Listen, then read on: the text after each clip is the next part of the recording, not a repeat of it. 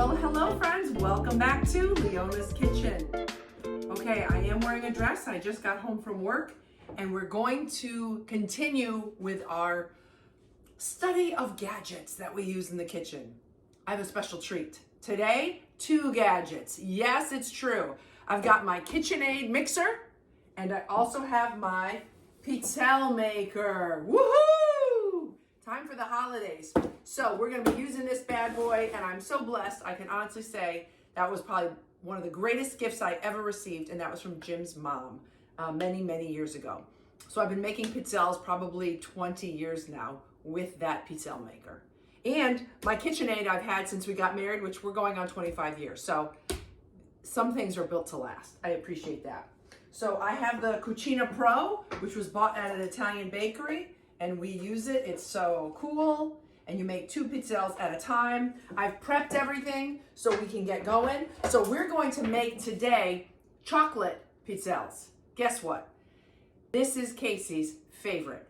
And I have pictures of the 2 of us making this as she was growing up because she can eat pizzelles because she's not allergic to any of the ingredients. So we've always made these and they're a great recipe. Plus they're chocolate. I love chocolate, not gonna lie. This is the same recipe I've been using since I started making pizzelles like 20 years ago. All right, so we're gonna get started.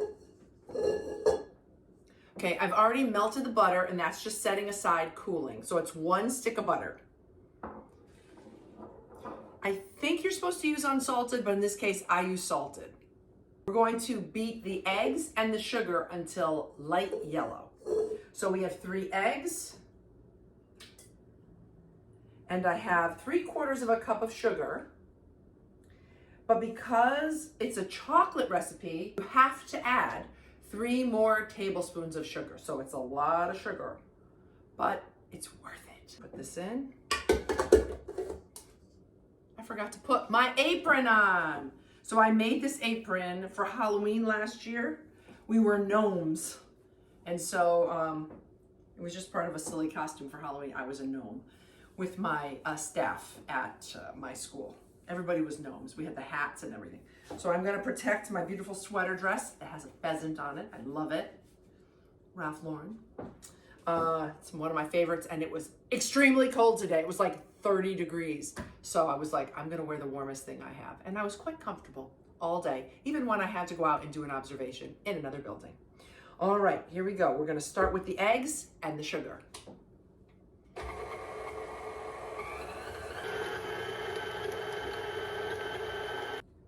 Okay, there we go. That was about 2 to 3 minutes. Now we're going to add the melted butter.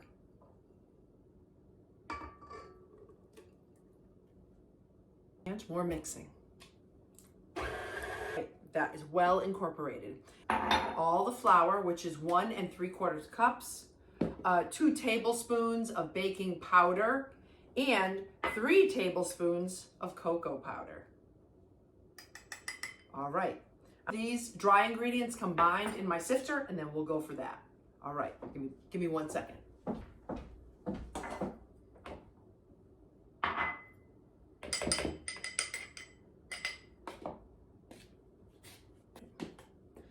just gonna take a couple tablespoons at a time of all of the items, and they'll go in the sifter.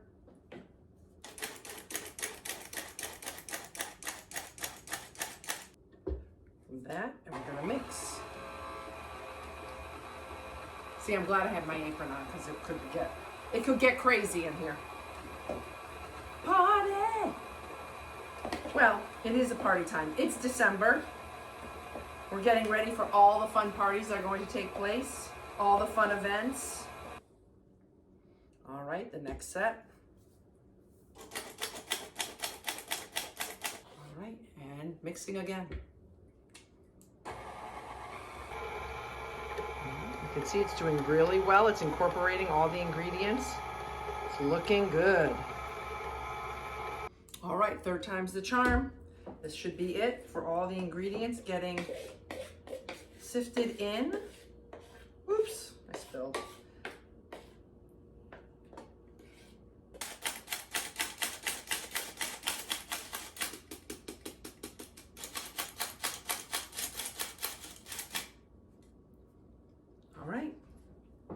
gonna go over here. Gotta clean up that bad boy and my little bit of mess. There was gonna be mess. It's okay. My Christmas towel. Here we go. Gone. See, it disappeared. All right, last one. Let me turn the mixer a little bit, and we'll put it in. Lock and load. Woohoo! See? That's what I got. I got excited. Thought we were going through it. Made a mess. Oh well. It's okay. It's just powder. It's just chocolate and a little bit of flour. That's fine. All right, I just want to scrape down the sides a little bit. I'm going to take a break here because I noticed my camera is kind of, I didn't place the camera back in the right spot. So I'm going to take a little break here, clean up the bowl, and get the pizzelle maker fired up. All right, well, the batter looks really good. You can tell there's almost like, I don't know, it's like dry.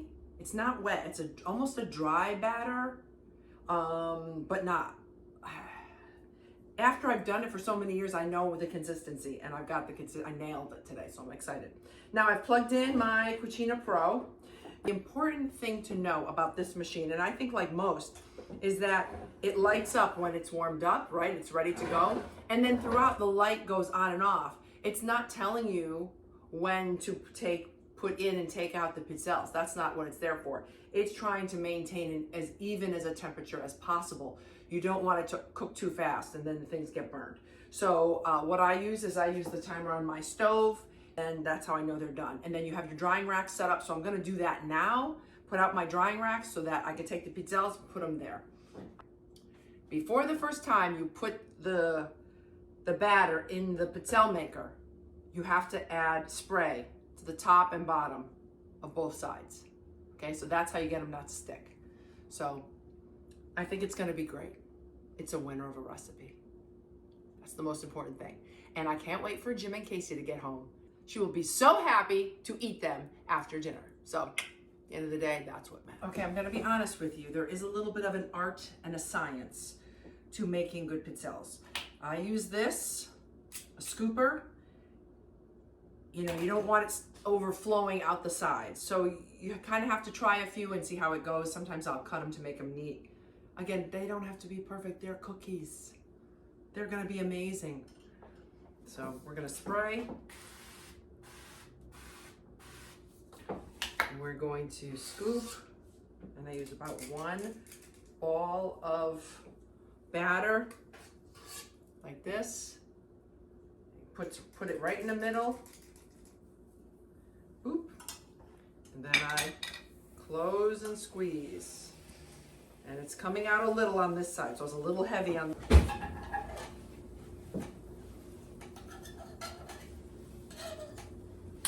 just cleaning up the sides using this, cracking it on a paper towel. All right. They look good. You know, 30, 40 seconds. You can see, or maybe you can't, I will show them to you so you can see what happened and how I had a little bit of overflow. Let's see, does that help so you can see? See, they're square, they're not supposed to be square. They're supposed to fill the cookie mold just perfectly, but that's okay. What I can do is go back and trim those, and then I get to sample. And you can just trim those up. What's really cool too is while they're still warm, you can shape them. If you want to make like almost like a taco shell. See, here's a little sample. And it's delicious. Isn't that the best?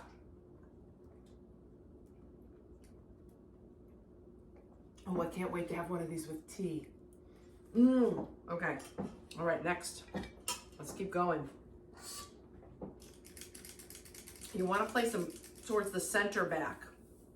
Center back. And, all right, let's see how round 2 goes. Remember, 30 to 40 seconds. Some ways they're better because they're a little more even. You can't see that. I'll put that one here.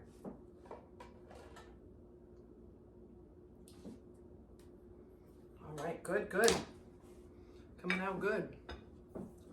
Yeah, a little less. Gotta put a little less in.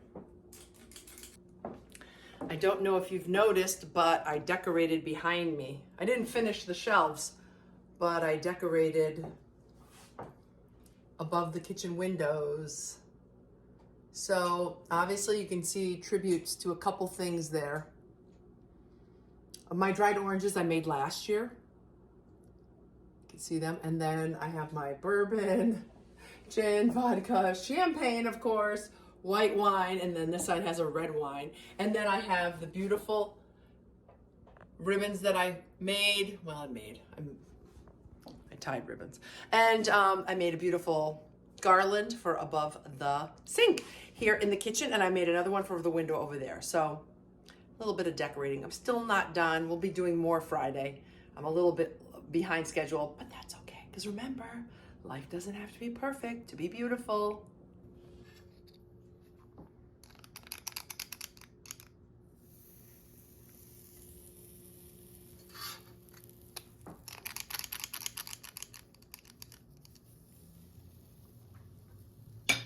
I have a feeling this one might overflow. Let's find out.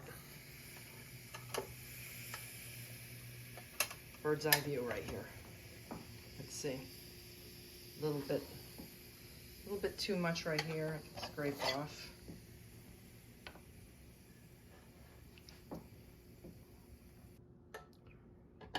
Pretty good, pretty good. I think the one on the left, I was pretty close with the correct amount of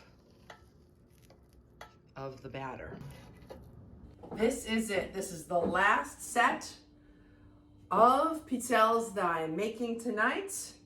We'll see if Casey goes through them very quickly and demands that I make another round. All right, let's check these out. Yes, they are done and ready to go. I'm going to unplug it. I'll make some room here, make another pile. Now, pizzelles don't freeze well, okay? But you can put them in an airtight container and they'd be good for a couple weeks. Okay, 1 and 2. Now, if you're really unhappy because yours worked perfectly round, I'm gonna show you a little trick. See this one? I had a little bit of overage. You could nibble them. No, they can't do that.